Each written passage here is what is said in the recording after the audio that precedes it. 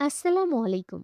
উপন্যাস প্রণয়ের অমল কাব্য পর্ব ৩১ লিখেছেন ডি আর এম সোহাগ। উপন্যাস পাঠে আমি কানিজ রহমান। কি হলো? কথা কানে যায় না? থাপ্পড় খাবি? মায়েরা কেঁপে ওঠে, আমতা আমতা করে বলে, এটা তো আপনার হাত। ইরফান রেগে বলে, সো হোয়াট? আগে মুখ ক্লিন করবি, এরপর কথা। যা বলেছি কর। Harry up. মায়েরা কি করবে ভেবে পায় না। ইরফানের আবারও ধমকে সত্যি সত্যি ইরফানের হাতের ওপর থুতু ফেলল। ইরফান শক্ত মুখায়বে চেয়ে আছে মায়রার দিকে।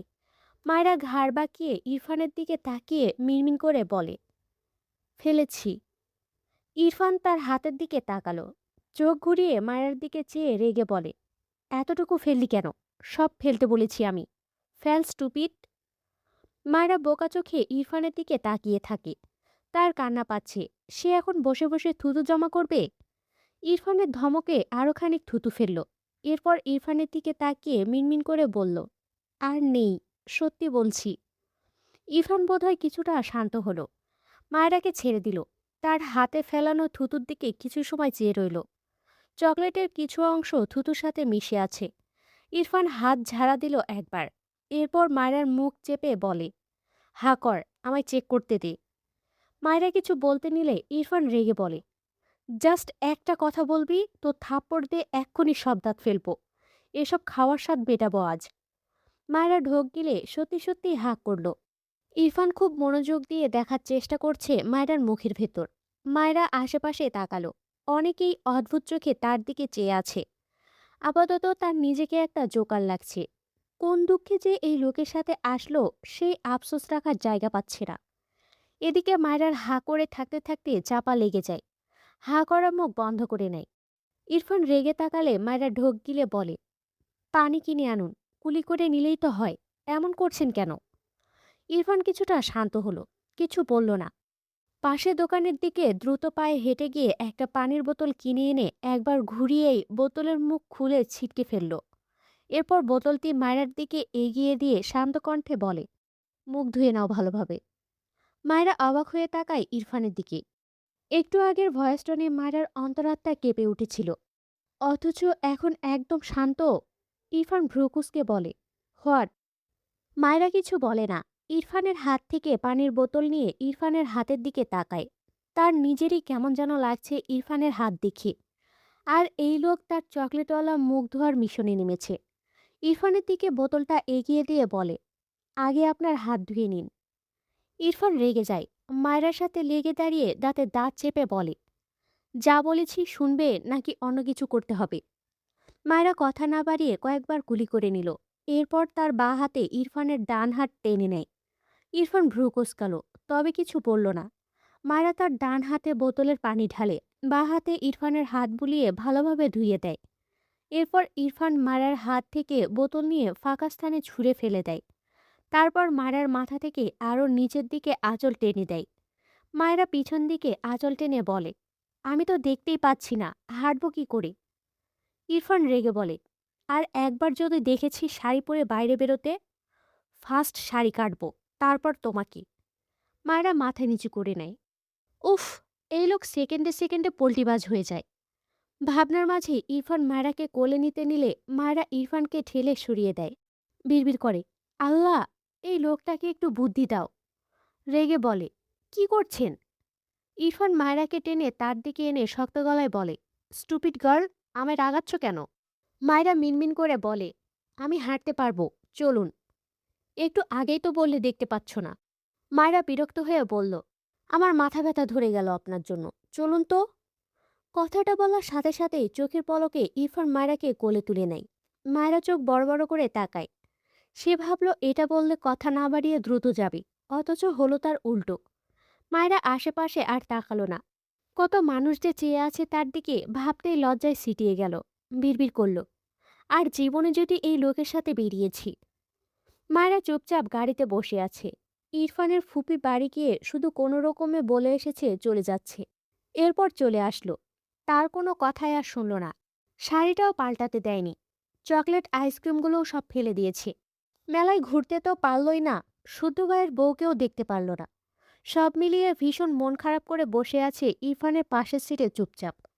আর চোখে ইরফানের দিকে তাকায়, কেমন গম্ভীর হয়ে আছে। এটা তো নতুন নয়, লোকটা তো এমনই। চুপ না থাকতে পেরে বলল, চলুন না একবার শুদ্ধ ভাইয়ার বউকে দেখে আসি। ইরফান বিরক্তি কণ্ঠে বলে, শুদ্ধর বউ এখানে নেই। যা জানো না সেটা বারবার কেন বলছো? মায়েরা বোঝানোর স্বরে বলল, সত্যি বলছি, শুদ্ধ ভাইয়ার বউ এই গ্রামের একটা মেয়ে। ইরফান ধমকে বলে, শ্যাট আপ। অল টাইম বাজে না বকলে হয় না তোমার? মায়েরা মুখ ফিরিয়ে নেয়। এই লোকটাকে বিশ্বাসই করছে না। বিরক্ত লাগলো। সে মিথ্যা কেন বলবে? শুদ্ধর মাই তো তাকে বলল। দুপা সিটের উপর তুলে জানালার দিকে মুখ করে বসল। ইরফান আর চোখে একবার তাকায়, এরপর আবারও গাড়ি চালানোই মন দেয়। মায়েরা সেই চকলেট আর আইসক্রিমের কথা মনে পড়ল। মাটিতে সব কিভাবে পড়েছিল, এখনো কি আছে, নাকি কেউ তুলে নিয়েছে? আবারও ইরফানের দিকে চেয়ে ভয়ে ভয়ে বলে, কতগুলো চকলেট আইসক্রিম ফেলে দিলেন কেন? ওগুলো নষ্ট হবে ওখানে। ইরফান সাথে সাথে গাড়ির ব্রেক কষে। মায়েরা জিভ দিয়ে ঠোঁট ভেজায়। ইরফান ডান হাত স্টিয়ারিংয়ে রেখে মায়েরার দিকে তাকায় শক্ত চোখে। মায়েরা আমতা আমতা করে মিনমিনে গলায় বলে, আমার চকলেট আইসক্রিম খেতে ইচ্ছে করছে। ইরফান মায়েরার থেকে চোখ সরিয়ে নেয়। সিটে মাথায় এলিয়ে চোখ বুজে বা হাত চোখের উপর রেখে বিরক্তির নিঃশ্বাস ফেলে। মায়েরা পিটপিট করে ইরফানের দিকে চেয়ে আছে। কি হলো লোকটার? একটু এগিয়ে এসে বলে, আপনার কি মাথা ব্যথা করছে? ইরফান ঝড়ের বেগে মায়েরার দু হাত সিটের সাথে চেপে ধরে দাঁতে দাঁত চেপে শক্ত গলায় বলে, আমার পুরো বডিতে পেইন হচ্ছে। Just for you, stupid. মায়েরা ভীত চোখে চেয়ে আছে ইরফানের দিকে, বারবার ঢোক গিলছে। শাড়ির যাচ্ছে তাই অবস্থা। ইরফান মায়েরার ভীতির চোখ জোড়ার পানে দৃষ্টি রাখে। ফোঁস করে শ্বাস ফেলে মায়েরার গালে হাত দিয়ে ঠান্ডা গলায় বলে, ভয় পাচ্ছ কেন? খাচ্ছি তোমায়। মায়েরা বারবার চোখের পাতা বন্ধ করে আর খোলে। ইরফানের দিকে চেয়ে থাকে অদ্ভুতভাবে। মায়েরার কেমন যেন নিজেকেই পাগল পাগল লাগে। এই লোক হঠাৎই হাই লেভেলের রেগে যায়, আবার হঠাৎই কেমন ঠান্ডা হয়ে যায়। ইরফান মায়েরাকে ছেড়ে তার সিটে ঠিক হয়ে বসে। গাড়ি স্টার্ট দিয়ে শান্ত স্বরে বলে, রাগিও না আমায়। আর একটা কথা বললে কষ্টেপ লাগিয়ে রাখবো মুখে। মায়েরা মুখ ফুলিয়ে নিল। এই লোক সত্যি সত্যি কষ্টেপ লাগিয়ে দেয়। তার প্রমাণ তো সে পেয়েছেই এর আগে কত শতবার। মন খারাপ করে জানালার দিকে মুখ করে বসল। চুপচাপ বাইরের দিকে দৃষ্টি দিল। মায়েরা এক পর্যায়ে ঘুমিয়ে যায়। গাড়ির ধাক্কা খেয়ে বারবার জানালার সাথে কপাল ধাক্কা লাগে। ইরফান ভ্রু কুঁচকে তাকায় মায়েরার দিকে। মেয়েটা শরীর ছেড়ে ঘুমিয়ে আছে। ধাক্কা খায় তবুও ঘুম ভাঙে না। ইরফান গাড়ি সাইড করলো।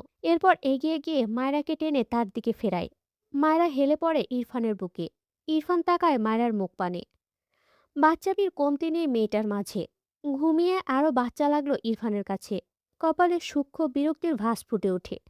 তবে মায়েরার স্নিগ্ধ, মায়াময়, তার অপছন্দের তালিকায় থাকা মেয়েটার মুখের আদলে তার মুখ জুড়ে শীতলতায় ছেয়ে যায়। বেশ কিছুক্ষণ চুপচাপ গম্ভীর মুখায়বে তাকিয়ে থাকে মায়েরার ফোলা ফোলা গাল, বন্ধ চোখের পাতা, খুঁটিয়ে খুঁটিয়ে দেখে সব। এরপর মায়েরাকে টেনে তার কোলে বসিয়ে নেয়। মায়েরা ঘুমের ঘোরে উষ্ণতা পেয়ে দু হাতে ইরফানকে আঁকড়ে ধরে। ইরফান ঠোঁট বাঁকায় সামান্য। মায়েরার হাত ঠান্ডা লাগলো তার কাছে। গলা চেক করলো, ঠান্ডা। ভ্রু কুচকালো। এই মেয়ের শরীরে রক্ত নেই। গাড়ির এসি অফ করলো। এরপর গাড়ি স্টার্ট দেয়। কিছুক্ষণ পর মায়েরা ঘুমের মাঝেই নড়ে চড়ে ওঠে। ইরফান ঘেমে গিয়েছে, তবে এসি ছাড়েনি। মায়েরাকে উসখুস করতে দেখে চোখ নামিয়ে তাকায়। বাঁ হাতে গাড়ির স্টিয়ারিং ঘোরায়, ডান হাতের উল্টো পিঠে মায়েরার গলা চেক করে। ঘেমে গিয়েছে, এজন্যই ছটফট করছে। ইরফান গাড়ি থামালো। এই মেয়ে আসলে তার লাইফে এসেছেই তাকে জ্বালাতে। ব্যাস, আর কিচ্ছু না। আবারও এসি ছাড়লো। কসরত করে গায়ের কোট খুলে মায়েরাকে ঢেকে দেয়। এরপর গাড়ি স্টার্ট দেয়। মায়েরা পিটপিট করে চোখ মেলে তাকায়। সে আসলে কোথায় এটাই বোঝার চেষ্টা করছে। ঘরময় অন্ধকারে ছেয়ে আছে। নাকের কাছে ইরফানের গায়ে লেগে থাকা সেই স্মেল পায়। হাতের সাথে কিছু একটা বাঁধে। ভালোভাবে হাতিয়ে বুঝলো এটা লোকটার কোটফোট হবে। কিন্তু সে তো গাড়িতে ছিল। দ্রুত শোয়া থেকে উঠে বসে। এটা যে গাড়ি নয় খুব ভালোই বুঝলো। ঘরই হবে, কিন্তু এখানে আসলো কি করে? এমন ঘুটঘুরে অন্ধকারে মেয়েটার একটু ভয় ভয় লাগলো। হাতিয়ে হাতিয়ে বিছানা থেকে নেমে দাঁড়ায়। এরপর ধীরে ধীরে এগিয়ে গিয়ে ঘরের লাইট জ্বালালো। ঘরের চারদিকে দৃষ্টি বুলিয়ে বুঝলো এটা ইরফানের রুম। আশেপাশে তাকিয়ে দেখলো ইরফান নেই। উল্টো ঘুরে ঘর থেকে বেরোনোর জন্য দরজা টানলে খোলে না। অনেক চেষ্টা করলো, তবুও পারল না। মেজাজ খারাপ হলো। এই লোক তাকে এই ঘরে আটকে রেখে কোথায় গিয়েছে? উফ! এগিয়ে গিয়ে বেডের ওপর পা তুলে বসলো। এরপর চোখ ঘুরিয়ে ঘুরিয়ে ঘরটা খুঁটিয়ে খুঁটিয়ে দেখলো। শুধু অন্ধকার করে রাখে ঘরটা। তাছাড়া মায়রার এই ঘর ভীষণ পছন্দের। অনেক সুন্দর গোছানো। আর কেমন সাদা কালো জিনিসে মোড়ানো সব। দেয়ালের এক কোণায় নজর পড়লে ভ্রু কুঁচকে তাকায় মায়রা। বেড থেকে নেমে এগিয়ে গেল। সাদা দেয়ালের সঙ্গে একদম মিশে সাদা রঙের একটি ডোর। মায়রা অবাক হলো। ঘরের ভেতর ঘর, যেভাবে ডোর লাগানো বোঝাই যায় না। মায়ের চোখে ডোরের সোনালি হাতল চোখে পড়ল বলে দেখতে পেল। বাইরে থেকে ডোরের হাতল ধরে টানে, তবে খোলে না। মায়েরা অনেক চেষ্টা করে, তবে ডোর খুলতে ব্যর্থ হয়। পেছন থেকে গম্ভীর স্বরে ইরফানের কণ্ঠ ভেসে আসে। কি করছো? মায়েরা দ্রুত পিছু ফিরে তাকায়, ঢোক গিলে। ইরফান এগিয়ে এসে বলে, হোয়াট? এখানে কি করছো? মায়েরা আমতা আমতা করে বলে, আপনার গুপ্ত ঘর আছে জানতাম না তো। এর ভেতরে কি আছে? ইরফান ভ্রু কুঁচকে তাকায় মায়রার দিকে। ঘুমন্ত ফোলা ফোলা মায়রার মুখ পানে কেমন করে তাকিয়ে থাকে। মায়রা ঢোক গিলে বলে, কি আছে এখানে? ইরফান হাত ঘড়ি খুলতে খুলতে মায়রার দিকে এগিয়ে আসে। মায়রার সামনে দাঁড়িয়ে মায়রার ডান পাশের টেবিলে তার ঘড়ি রাখে মায়রার দিকে তাকিয়েই। মায়রা পিট পিট চোখে ইরফানের দিকে চেয়ে আছে। ইরফান মায়রা থেকে 1 ইঞ্চি খানিক দূরত্ব রেখে দাঁড়ায়। ডান হাতের বুড়ো আঙুল প্যান্টের পকেটে রাখে। গম্ভীর গলায় বলে, আমার ফার্স্ট ওয়াইফ আছে এখানে। তুমি ভুলেও এর আশেপাশে আসবে না। আন্ডারস্ট্যান্ড? মায়েরা চোখ বড় বড় করে তাকায় ইরফানের দিকে। বিস্ময় কণ্ঠে বলে, আপনি আগেও আরেকটা বিয়ে করেছিলেন? তাহলে আমায় বিয়ে করলেন কেন? ইরফান বিরক্ত চোখে মায়রার দিকে চেয়ে আছে। রেগে বলে, মাই উইশ। মায়রা রেগে বলল, আপনার ইচ্ছা মানে? আপনি ঘরে বউ লুকিয়ে রেখে আমাকে বিয়ে করেছেন, আবার বলছেন আপনার ইচ্ছা। ইরফান তীক্ষ্ণ চোখে মায়ের দিকে চেয়ে থাকে কিছুক্ষণ। ঠোঁট বাঁকায় একটু। মুহূর্তেই স্বাভাবিক হয়ে বিরক্তি কণ্ঠে বলে, বের হও এখান থেকে, স্টুপিড। মায়েরা চোখ ছোট ছোট করে তাকালো ইরফানের দিকে। আরেকটা বউ আছে মানে কি? কত বড় ধান্দাবাজ লোক একটা! কিছু বলতে নিলে ইরফান মায়েরার হাত ধরে তার ঘর থেকে মায়েরাকে বের করে দেয়। এরপর গম্ভীর স্বরে বলে, 5 মিনিটে কফি চাই, গো। এরপর ঠাস করে দরজা আটকে দেয়। মায়েরা কটমট দৃষ্টিতে ইরফানের বন্ধ দরজার দিকে চেয়ে থাকে। এরপর ধূপধাপ পা ফেলে তার ঘরের দিকে এগিয়ে যায়। বিড়বিড় করে, অসভ্য লোক! তাকে মিথ্যে বলছে, আরেকটা বউ আছে। দিব না কফি। সারাদিন কফির শোকে মরে যাক, তবুও সে দিবে না কফি। বিড়বিড় করতে করতে নিজের ঘরে গেল। ঘরটা কেমন যেন অদ্ভুত লাগলো তার কাছে। তার ঘর একদম ফাঁকা ছিল।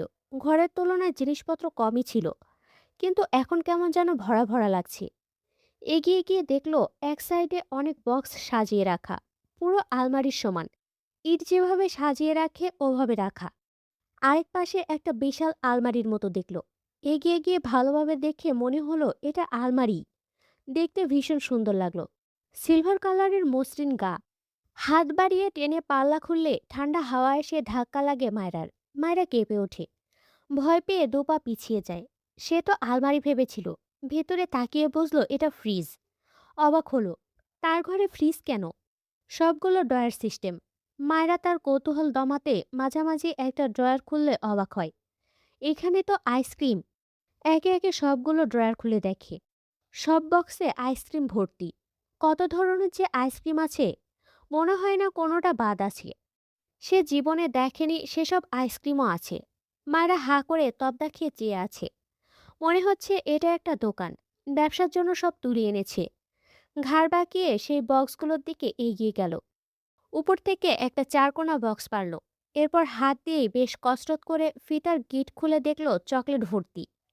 মায়েরা হাঁ করে চেয়ে আছে। এসব কি? তার মানে কি এই সবগুলো বক্সে চকলেট ভর্তি? মায়েরা তবদা খেয়ে মাটিতেই কতক্ষণ বসে থাকলো। ভাবছে এসব কে আনলো। কিছু একটা মনে পড়তেই দ্রুত উঠে দাঁড়ালো। পরনের এলোমেলো শাড়িটা বদলে গোল জামা পায়জামা আর ওড়না পরল। তিনটেই কালো রঙের। মায়েরার প্রায় 90% জামাই এমন ধরনের। গোল জামা, সাথে চুড়ি পায়জামা আর ওড়না। তিনটেই একই রঙের হয়। মায়েরার ভালো লাগে এই ধরনের জামা। কামিজ খুব কম পরে। জামা পরে নিয়ে দ্রুত মাগরিবের কাজা নামাজ সহ এশার নামাজ পড়ে নিল। অনেকক্ষণ ঘুমিয়েছে। ৯টা পেরিয়ে গিয়েছে। নামাজ শেষে ঘর থেকে বেরিয়ে ইনায়ার ঘরের উদ্দেশ্যে হাঁটা ধরল। ঘর থেকে বেরিয়ে রুমা নেওয়াজের সাথে দেখা হয়। মায়েরা এগিয়ে গিয়ে বলে, কেমন আছেন মা? রুমা নেওয়াজ অবাক হলো। মায়েরাকে মা ডাকতে বলেছিল ঠিকই, তবে মায়েরা এর আগে হয়তো মা বলে ডাকেনি। তার মনে পড়ে না। মৃদু স্বরে বলল, ভালো, খেয়ে নাও। মায়েরা হাসি মুখে বলে, আপনারা সবাই খেয়েছেন? না। আচ্ছা, ইনায়া আপুকে ডেকে আনি, সবাই একসাথে খাবো। রুমা নেওয়াজ রান্নাঘরের দিকে যেতে যেতে বলল, যাও। আপু, কি করো? ইনায়া এগিয়ে আসে মায়রাকে দেখে। হেসে বলে, অবশেষে উঠলে? মায়েরা হেসে বলল, বুঝতে পারিনি, অনেকক্ষণ ঘুমিয়েছি। তোমরা কেউ ডাকলে না কেন? ইনায়া হেসে ফেলল। মায়েরার হাত ধরে বলল, আমি ডাকতে চেয়েছিলাম, কিন্তু ভাইয়া ধমকে আমাকে পাঠিয়ে দিয়েছে, বুঝলে? মায়েরা রেগে বলল, হ্যাঁ, তোমার ভাই একটা খবিশ, আমাকে আটকে রেখেছিল। তোমার ভাইয়ার ঘরে একটা গুপ্ত ঘর আছে, আমি খুঁজে পেয়েছি। মায়েরার কথা শুনে ইনায়া অবাক হয়ে বলল, কিসের গুপ্ত ঘর? ঘরের ভেতরে আরেকটা ঘর। ইনায়া মৃদু হেসে বলল, ওটা তো জানি আমরা, বাট ভাইয়া কাউকে যেতে দেয় না ওখানে। যতদূর জানি অবসর সময় ওই ঘরেই কাটায়। তাছাড়া ভাইয়া। মায়েরা ইনায়াকে থামিয়ে দিয়ে বলে, এসব বাদ দাও। শোনো, আমার একটা ইম্পর্টেন্ট কথা। আমার ঘরে আইসক্রিমের ফ্রিজ, সাথে এত এত চকলেটের বক্স রাখা। তোমরা কি নতুন ব্যবসা করবে নাকি? ইনায়া চিন্তিত হয়ে বলল, না তো। এইসব ব্যবসা কেন করবে আব্বু ভাইয়া? আমি ঠিক জানি না এসব ভাইয়া কেন এনেছে। ইরফান এনেছে শুনে মায়েরা অবাক হলো। ও মা, তাকে তো খেতেই দিল না। এখন নিজেই তার শোয়ার ঘরকে দোকানঘর বানিয়ে দিয়েছে। কিছু একটা ভেবে বলল, আমি বুঝেছি। তোমার তো আর দুদিন পরে বিয়ে, এজন্য সবার জন্য এনেছে। বিয়ে বাড়িতে অনেক বাচ্চারা আসে তাই। ইনায়া হেসে বলল, আরে না পাগলি, ভাইয়ার খেয়ে দে কাজ নেই, এসব কাজ করবে। কেন এনেছে ভাইয়াই জানে। আমি অনেক আনকমন আইসক্রিম চকলেট খেয়েছি ওখান থেকে, বুঝলে মাইরা?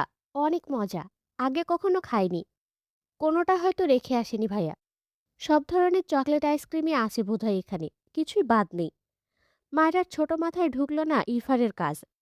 তবে সে তার পছন্দের চকলেট আইসক্রিম খেতে পারবে ভেবে মারাত্মক খুশি লাগছে। তখনকার ফেলে দেয়া চকলেট আর আইসক্রিমের জন্য খুব মন খারাপ হয়েছিল। এসব রেখে বলল, আপু, তোমার অনুভূতি বলো। তোমার বিয়ের আর মাত্র 2 দিন আছে। ইনায়া খানিক লজ্জা পায়। মায়েরা চোখ ছোট ছোট করে বলে, তুমি কি লজ্জা পাচ্ছ আপু? ইনায়া মায়রার কান টেনে বলে, এই মায়রা, আমাকে জ্বালাবে না কিন্তু। মায়রা হেসে ফেলে। ইনায়া প্রসঙ্গ পাল্টে বলে, জাহারা আপু আসবে একটু পর। কালকে আমাদের সব কাজিনরা আসবে। তোমাকে দেখার জন্য সবাই মুখিয়ে আছে। মায়েরা অবাক হয়ে প্রশ্ন করে, কেন? কারণ তুমি আমাদের ইরফান ভাইয়ার একমাত্র বউ। মায়েরা থম্মত খেয়ে বলে, বুঝেছি বুঝেছি। ইনায়া হেসে মায়েরার হাত ধরে বাইরে যায়। জাহারা আর তার মাকে জাহিদ ইরফানদের বাড়িতে নামিয়ে দিয়ে গিয়েছে। জাহারার মা, জাহারা দুজনেই এত বলল। রুমা নেওয়াজ নিজেও বেরিয়ে এসেছিল জাহিদকে ভেতরে যাওয়ার জন্য। খাওয়া দাওয়া করে যেতে বলেছে, তবুও জাহিদ কিছুতেই আসলো না। তার নাকি খুবই ইম্পর্টেন্ট কাজ আছে। জাহিদের সাথে না পেরে রুমা নেওয়াজ তার বোন আর ভাগ্নিকে নিয়েই ভেতরে আসলেন। জাহারা, তার মা তাদের ঘরে গিয়ে ফ্রেশ হয়ে নেয়। জাহারা ফ্রেশ হয়েই তার ঘর থেকে বেরিয়েছে। নিজের ঘরেই তার মা থাকলো।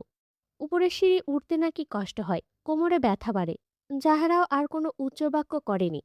যদিও তার ইচ্ছে ছিল অনেকবারের মতোই ইরফানের পাশের ঘরে থাকবে, তবে মায়ের অসুস্থতাও তো দেখতে হবে। জাহারা ঘর থেকে বেরিয়ে ডাইনিংয়ে ইনায়া আর মায়রাকে দেখে দাঁড়িয়ে যায়। তার গন্তব্য ছিল ইরফানের ঘর। ইনায়া জাহারাকে জড়িয়ে ধরে বলে, অবশেষে আসলে আপু, এবার অনেক দিন থাকবে কিন্তু। জাহারা হেসে বলে, তুই নিজেই তো থাকবি না, আমাকে থাকতে বলছিস যে? ইনায়া মন খারাপ করে বলে, ধ্যাত, তোমরা আমাকে এক্ষুনি বের করছো কেন? আমি আমার ইচ্ছা অনুযায়ী এখানে থাকবো, বিয়ে হলেও। মায়রা আর জাহারা দুজনেই হাসে ইনায়ার কথায়। জাহারার মায়রার দিকে চোখ পড়লে হাসি থেমে যায়। মায়রা জাহারার দিকে তাকিয়ে হেসে জিজ্ঞেস করে, আপু কেমন আছো? জাহারা জোরপূর্বক হেসে বলে, ভালো। মায়রা জাহারাকে জড়িয়ে ধরতে গেলে জাহারা মায়রাকে আটকে বলে, আমার কাজ আছে। মায়রার মুখ মলিন হয়ে যায়। এটা যে সম্পূর্ণ অ্যাভয়েড মায়রার বুঝতে একটুও কষ্ট হলো না। গতবারও এই আপুটা তার সাথে ভালোভাবে কথা বলেনি। কাঁদতেও দেখেছিল সে। ভেবেছিল এবার আসলে সে আচ্ছা মতো ভাব জমাবে, মনও ভালো করে দিবে। এটা ভেবে আবারও বলে, আপু তোমার মন খারাপ হলে আমার সাথে এসো, আমি তোমায় চুটকি মেরে মন ভালো করে দিব। যাহারা বিরক্ত হলো। এই মেয়েটাকে দেখলে তার গায়ে আগুন ধরে যায়। বিরক্তিমাখা কণ্ঠে বলে, তোমাকে দেখলেই আমার মন খারাপ হয়, ভালো হয় না। বাচাল মেয়েদের আমার পছন্দ নয়, মাথা ধরিয়ে দাও তুমি। জাহারার কথা শুনে মায়রার মুখ অপমানে থমথমে হয়ে যায়। মুখ থেকে হাসি মিলিয়ে যায়, মাথা নিচু করে নেয়। ইনায়া নিজেও অবাক হয় জাহারার ব্যবহারে। সে সত্যিই কারণ খুঁজে পায় না মায়রার সাথে জাহারার এমন ব্যবহারের। জাহারা খুবই ভালো মেয়ে, খুব মিশুকো। শুধু মায়রার ক্ষেত্রে এমন করে কেন? দোতলা থেকে ইরফানের গম্ভীর গলায় শক্ত কণ্ঠ ভেসে আসে, কফি চেয়েছি আমি। মায়রা সহ জাহারা, ইনায়া সবাই মাথা উঁচু করে তাকালো। ইরফান মায়রার দিকে শক্ত চোখে চেয়ে আছে। মায়রা ঢোক গিলে। সে তো ভুলেই গিয়েছিল কফির কথা। মনে থাকলেও দিত না। খবিশ লোক। ঘরে নাকি বউ লুকিয়ে রেখেছে। তাকে মিথ্যে বলা। সেও দিবে না কফি বানিয়ে। জাহারা হেসে বলে, 2 মিনিট ওয়েট করো ইরফান ভাই, আমি আনছি। ইরফান মায়রার থেকে চোখ সরিয়ে জাহারার দিকে তাকালো। আশেপাশে চোখ বুলিয়ে জিজ্ঞেস করে, জাহিদ কোথায়? জাহারা উত্তর দেয়, ভাইয়া একেবারে বিয়ের দিন আসবে। ভাইয়ার নাকি ইম্পর্ট্যান্ট কাজ আছে। ইরফান বিড়বিড় করে, গুড জব। মায়রার দিকে একবার তাকিয়ে তার ঘরে চলে যায়। জাহারা দ্রুত পায়ে রান্নাঘরে গিয়ে এক মগ কফি বানিয়ে দ্রুত পায়ে সিঁড়িতে উঠতে থাকে। পিছন থেকে রোমানেওয়াজ বলে, আরে তোকে যেতে হবে না, ওদের কাউকে দিয়ে পাঠিয়ে দিচ্ছি, মাত্র তো এলি। জাহারা যেতে যেতেই মৃদু হেসে বলে, আমি যাই খালাম্মা, প্লিজ, কিছু হবে না। রোমানিয়াজ বোধহয় বুঝলেন জাহারার মনোভাব, কিছু বললেন না। দীর্ঘশ্বাস ফেলে তার ঘরের দিকে যায়। মায়েরা ভ্রু কুঁচকে চেয়ে দেখল জাহারাকে। কেমন যেন লাগলো তার কাছে। সবার সাথে তো সুন্দর করেই কথা বলে, শুধু সেই প্রবলেম, ইরফানের ব্যাপারে বেশিই চিন্তা। কথাটা ভেবে নিজেকেই দুটো চড় মারতে ইচ্ছে করলো। এরা তো ভাই বোন, স্বাভাবিক। তবে তার সাথে এমন করার কারণ কি? শান্ত চোখে জাহারার উৎফুল্ল মুখ দেখল, যে দ্রুত পায়ে ইরফানের ঘরের দিকে এগোচ্ছে। রাত প্রায় 1টার কাছাকাছি। মায়রার ঘুম আসছে না, বারবার এপাশ ওপাশ করছে। সন্ধ্যায় ঘুমানোর কারণে এমন হচ্ছে। পড়া থাকলে বসে বসে বই পড়ত, তাও নেই। শোয়া থেকে উঠে ঘরের লাইট জ্বালালো। এরপর চকলেটের একটা বক্স নিয়ে বিছানার উপর বসলো। ঘুম না আসা পর্যন্ত এগুলোই খাবে বলে সিদ্ধান্ত নিল। যেই ভাবনা সেই কাজ। বক্স থেকে অনেকগুলো চকলেট বিছানায় ছড়িয়ে রাখলো। এরপর চকলেট ছিঁড়ে খাওয়া আরম্ভ করে। প্রায় অনেকগুলোই খেয়েছে এইটুকু সময়ে। আনকমন চকলেট অনেক। ঘুমাওনি কেন? ইরফানের গম্ভীর স্বর কানে ভেসে আসলে মায়েরা অবাক হয়ে সামনে তাকায়। মুখ ভর্তি চকলেট। কোনো রকমে মুখের টুকু গিলে নেয়। আমতা আমতা করে বলে, ঘুম আসছিল না। ইরফান ঘরের ভেতরে এসে মায়েরার দিকে তাকিয়ে ডান পা পেছন দিকে বাড়িয়ে দরজা ধাক্কা দিয়ে আটকে দেয়। মায়েরা পিটপিট করে তাকায় ইরফানের দিকে। এমন শার্টলেস হয়ে তার ঘরে এসেছে কেন? ইরফানকে এগিয়ে আসতে দেখে বলে, আপনার জামা নেই? ইরফান ভ্রুকুসকে বলে, নো। এতগুলো চকলেট নিয়ে বসেছ কেন? গরু থেকে মানুষ হবা না? মায়েরা রেগে বলে, একদম আমাকে গরু বলবেন না, আমার ভালো লাগে তাই খাচ্ছি। কথাটা বলে মাথা নিচু করে হাতের প্যাকেটের চকলেটে আরেকটা কামড় দিয়ে মাথা তুলে কিছু বলতে চায়। তার আগে ইরফান মায়রাকে টান মেরে বিছানা থেকে নামিয়ে দেয়। মায়রা চোখ বড় বড় করে তাকায়। ইরফান 1 সেকেন্ডও সময় নষ্ট না করে দুহাতের আজলায় মায়রার গাল ধরে মাথা ঝুঁকিয়ে মায়রার দাঁতের ফাঁকে ধরে রাখা চকলেটের পুরো অংশ তার মুখে নিয়ে নেয়। মায়রার হাত থেকে চকলেট পড়ে যায়। মেয়েটা প্রচণ্ড তৃষ্ণায় ভেতরে ভেতরে ছটফট করে। ইরফান কিছু করল না, শুধু চকলেটটুকুই মায়রার মুখ থেকে তার মুখে পুরোটা নিয়ে মাথা তুলে নেয়। খুবই আলতোভাবে মুখ নাড়ায় মায়রার পানে দৃষ্টি রেখে। মায়রা এলোমেলো দৃষ্টি ফেলে। ইরফান ডান হাতের বুড়ো আঙুলের দ্বারা মায়রার ঠোঁটের কোণে লেগে থাকা চকলেট মুছতে মুছতে শীতল গলায় বলে, ফার্স্ট টাইম চকলেট ট্রাই করলাম, ইটস ভেরি টেস্টি। মায়রা কিছু বলে না, চোখ নামিয়ে ফ্রিজড হয়ে দাঁড়িয়ে আছে। পুরো শরীর কেমন ঠান্ডা হয়ে আছে। ইরফান মৃদুস্বরে বলে, ঘুমাও। মারাকে স্ট্যাচু হয়ে দাঁড়িয়ে থাকতে দেখে আবারও ঠান্ডা গলায় বলে, আরও চকলেট খাওয়াতে চাইছো? I have no problem. মায়েরা মাথা নিচু করে দু হাতে ইরফানের পেটে ঠেলে কাপা গলায় বলে, আপনি যান। ইরফান ঠোঁট বাঁকায় একটু, হাসল বোধ হয়, মৃদু স্বরে বলে, রাত জাগবে না। মায়েরা মাথা নিচু করেই দ্রুত বলে, যান আপনি, আমি ঘুমাবো। ইরফান মারাকে তীক্ষ্ণ চোখে অবলোকন করে, মৃদু স্বরে বলে, I don't like you, but I like it. কথাটা বলে ঘর থেকে বেরোতে বেরোতে গম্ভীর গলায় বলে, এক্ষুনি না ঘুমালে আবার আসবো চকলেট খেতে।